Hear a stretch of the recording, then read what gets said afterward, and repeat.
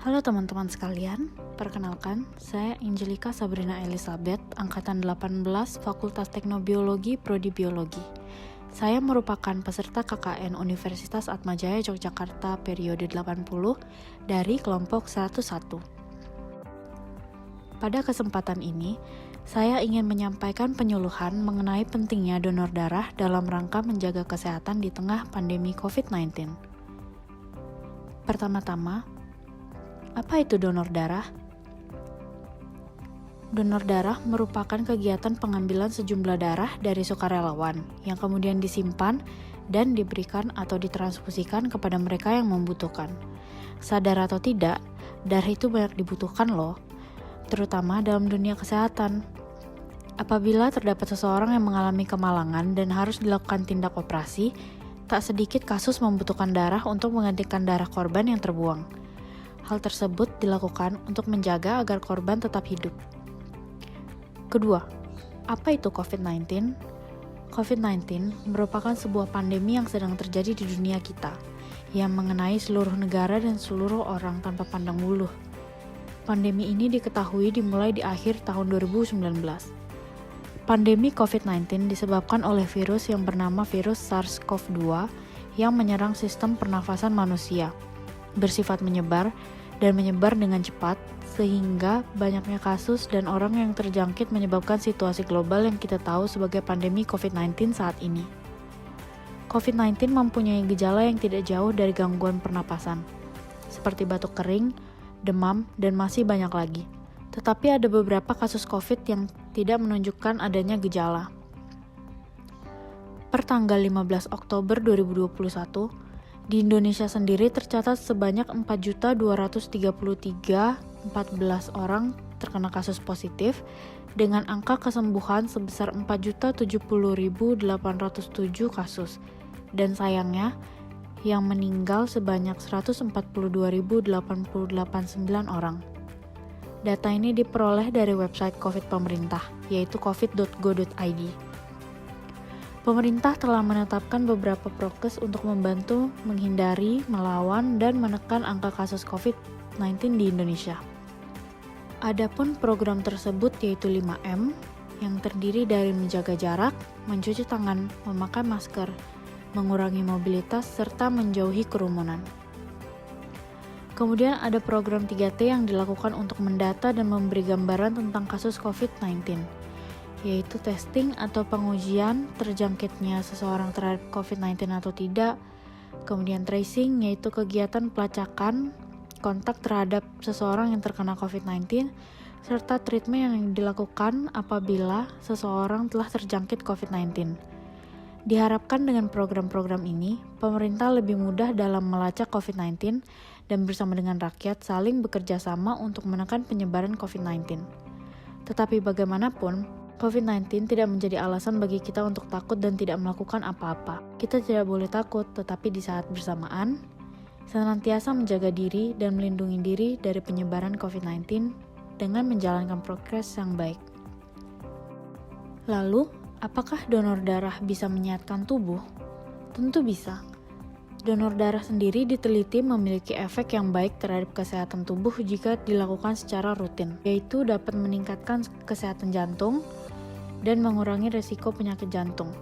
Selain itu, donor darah rutin bisa mengurangi stres oksidatif pada sel tubuh yang bisa menyebabkan penyakit-penyakit yang tidak diinginkan dan penuaan yang terlalu cepat. Donor darah juga dapat meningkatkan kinerja pembuluh darah dan menurunkan tekanan darah berlebih yang tidak baik untuk tubuh. Kemudian, kegiatan donor darah juga dapat mengurangi lemak berlebih pada tubuh. Bagaimana cara untuk melakukan donor darah? Donor darah dapat dilakukan dengan mendatangi unit transfusi darah atau unit donor darah Palang Merah Indonesia terdekat di kota atau kabupaten setempat.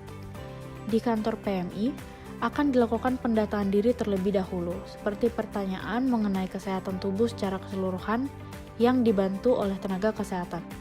Adapun syarat donor darah yaitu berusia minimal 17-60 tahun dengan berat badan minimal 45 kg, suhu tubuh pada kisaran normal 36,6-37 derajat Celcius, tekanan darah sistol pada angka 110-160 mmHg, dan diastol pada angka 70-100 mmHg, dan hemoglobin minimal pendonor adalah 12,5.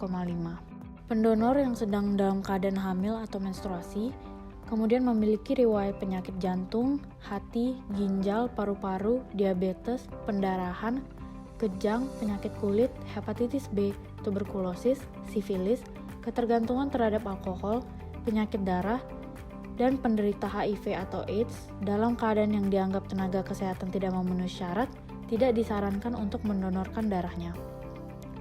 Setelah pengecekan dan memenuhi syarat, donor darah bisa dilakukan oleh bantuan tenaga kesehatan.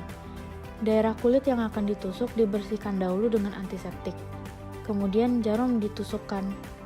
Atas alasan hukum, proses penusukan jarum tidak dapat ditayangkan pada video ini. Proses donor darah dapat berlangsung beberapa menit, sehingga pendonor tinggal menunggu saja sampai kantong darah yang sudah disediakan terisi sampai penuh. Setelah selesai, tenaga kesehatan akan mempersiapkan pelepasan jarum. Aliran darah ke dalam kantong darah akan dihentikan, dan darah yang masih tersisa dalam selang kantong darah akan dimasukkan ke dalam kantong. Proses ini berlangsung beberapa saat, sebelum akhirnya jarum dicabut dan bekas tusukan jarum diberi plester. Berikut penampakan darah yang sudah terkumpulkan dari pendonor, yaitu saya sendiri yang bergolongan darah B. Kalau pendonor belum memiliki kartu donor, maka akan diberikan kartu donor. Sementara pendonor yang sudah punya kartu donor, maka di dalam kartu akan dicatat tanggal donor saat itu dan tanda kapan pendonor bisa mendonorkan darahnya kembali. Setelahnya, pendonor diperbolehkan untuk pulang dan tak lupa diberikan cindera mata berisi makanan ringan.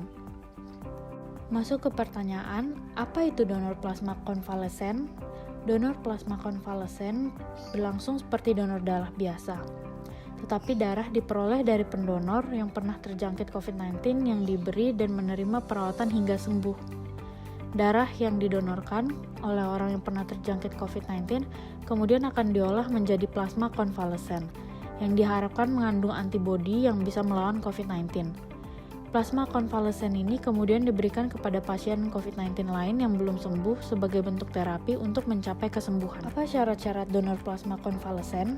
Selain dengan syarat donor darah biasa, terdapat tambahan syarat-syarat khusus untuk mendonorkan darah konvalesen, yaitu pendonor sudah sembuh dari COVID-19 dan pendonoran plasma konvalesen berlaku dalam riwayat waktu 3 bulan kesembuhan.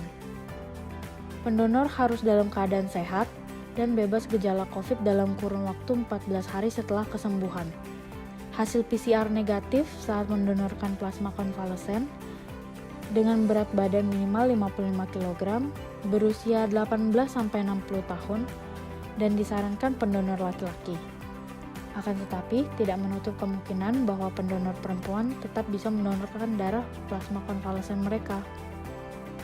Dapat ditarik 3 kesimpulan dari penyuluhan ini, yaitu tersampaikannya pengetahuan mengenai donor darah, efek kesehatan dari donor darah, dan mengenai donor plasma konvalesen. Sekarang, kita sudah tahu bahwa donor darah bisa membawa banyak keuntungan, yaitu kesehatan terhadap diri sendiri, menyelamatkan orang lain yang membutuhkan, dan terutama dalam pandemi COVID-19 ini dengan syarat tertentu membantu pasien COVID-19 untuk sembuh dari COVID-19 juga. Kesehatan kita yang meningkat dapat mengurangi keparahan dan bahkan mencegah kita untuk terjangkit COVID-19. Sehingga menjaga kesehatan menjadi hal yang sangat penting dalam pandemi ini.